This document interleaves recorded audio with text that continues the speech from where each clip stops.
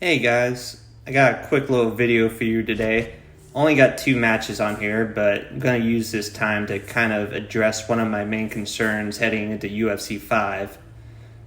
I don't know about you guys, but one of the biggest problems that I have when it comes to ranked playing in UFC 4 is the matchmaking. Now you're going to see here, it's a brand new season. And this is literally my first match going into this new season. And right off the bat, with 0 points, I get matched up against a Division 15. Now, it's not the first time I've faced Division 15 players, I've faced Division 20 players before. I've made it up to Division 20 a few times myself, But to fight someone in that division right off the bat is very problematic. And the reason that it's problematic is because, especially for players that aren't as good, I'm not saying that I'm a good player. I probably average like 6 or 7 wins for every 10 matches I play. Nothing crazy. But for players that aren't really good, you are going to lose your target audience because of unfair matchmaking. When you match someone against someone that is just so much better than them, they're going to get discouraged and they're not going to want to play the game, right? Because it's not fair, because you're not matching them against people within their own skill range. I find that when you're able to match people up against their own skill, regardless if they win or lose, at least it's much more engaging to them. Because at least they're facing someone with the relative same experience, And I mean, you're gonna see in this fight after this one, but I go from fighting the Division 15 player in this first fight, who, not gonna lie, was kind of styling on me. He was really piecing me up here. Anyway, after fighting this first Division 15 player, literally the next match I have was against a Division 4. I don't know how matchmaking is calculated in this game. Maybe it has something to do with your previous seasons and, how good your record was during those seasons.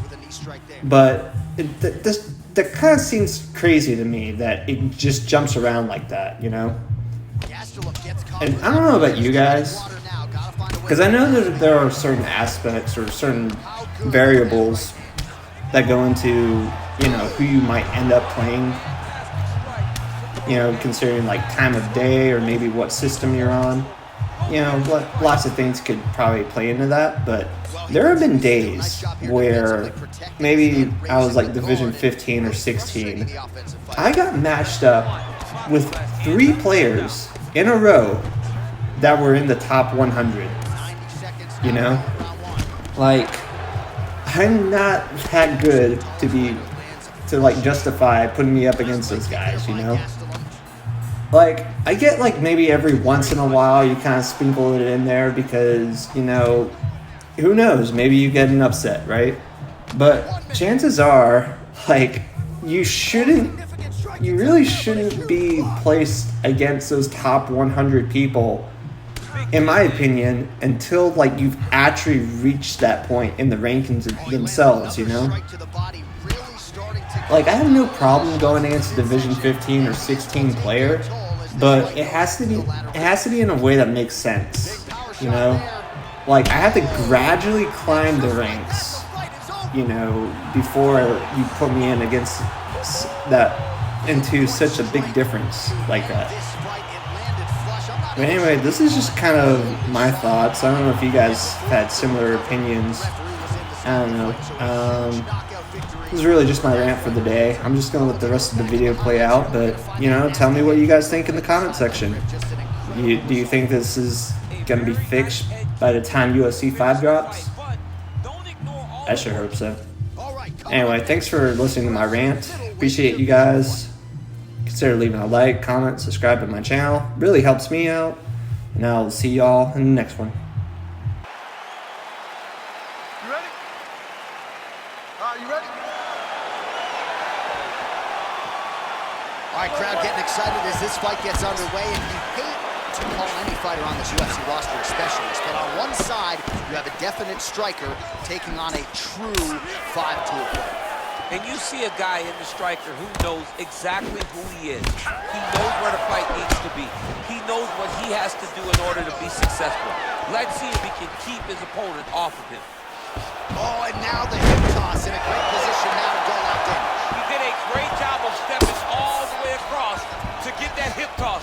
Now look for him to start chasing down a submission. All right, so he's got the body locked down here, DC, or so it appears. This is not a guy you want anywhere near your back. Well, there are few things more fun to watch in mixed martial arts than these type of transitions and scrambles on the ground. High-level grappling can really be entertaining. Continues to attack here. We'll see if he can set up the armbar. Attacking armbar. Continuing to try to manipulate the head here. Now he falls back into the finishing position.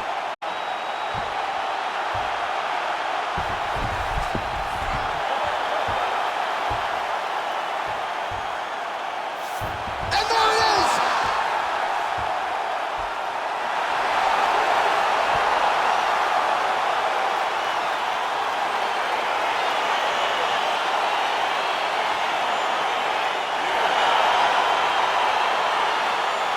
Let's look back at some of the action in that round, DC. What a high-level display of offensive wrestling. I mean, this is a joy for me to watch.